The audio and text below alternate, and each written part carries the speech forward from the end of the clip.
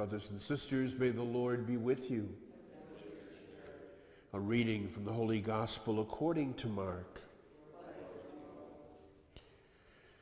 Jesus went to the district of Tyre. He entered a house and wanted no one to know about it, but he could not escape notice. Soon a woman whose daughter had an unclean spirit heard about him.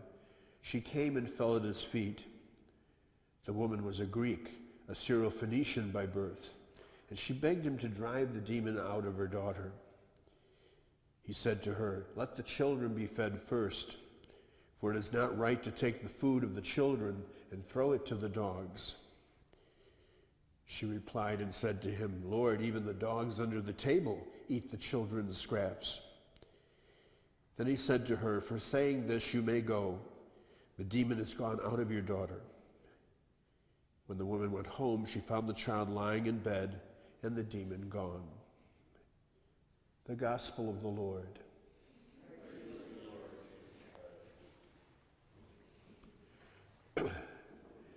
We've been listening these last few days to the creation accounts of the book of Genesis, and there were two different traditions that merged together to create that story. And of course, we know that it's not telling us scientifically how creation came about, but it's speaking very powerfully from a poetic sense as to the significance and the theological meaning of creation. And we kept seeing in the course of the last few days over and over again the word good being thrown into the mix. That is, God created one element and another element. He saw that it was good. And it ends ultimately with seeing that man is very good.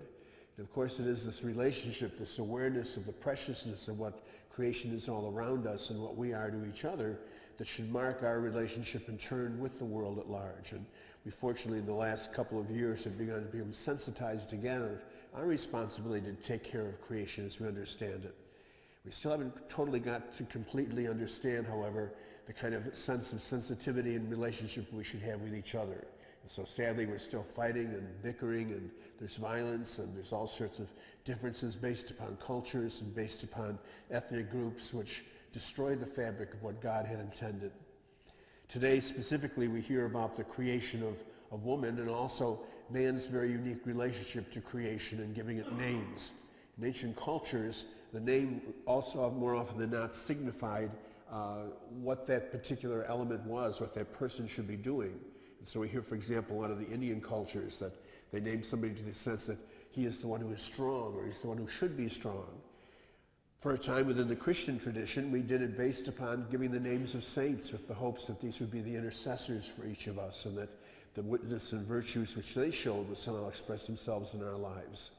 Even there we've gotten away from it a little bit, sadly, as today seems people more often than not name their children after sports people or after movie stars or people on soap operas as opposed to giving them a name that marks and links them with the relationships that they had.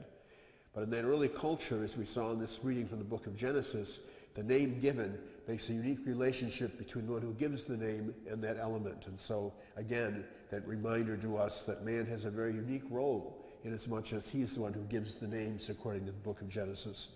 And then it goes on to say that woman is formed for man.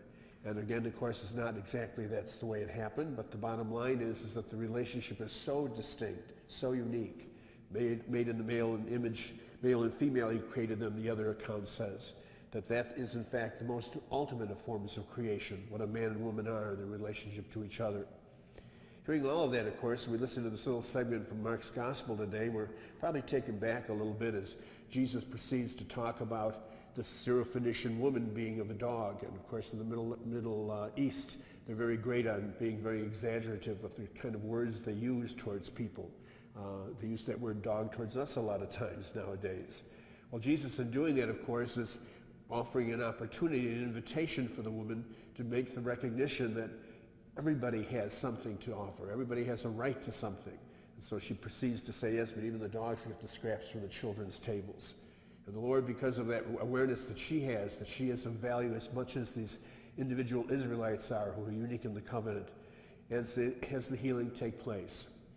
Each of us in our journeys are challenged then to continue to help preserve and protect the creation around us, and at the same time, perhaps even more importantly, to work for an understanding and acceptance of each other so that we see the value of each of us being made in the image and in the likeness of God.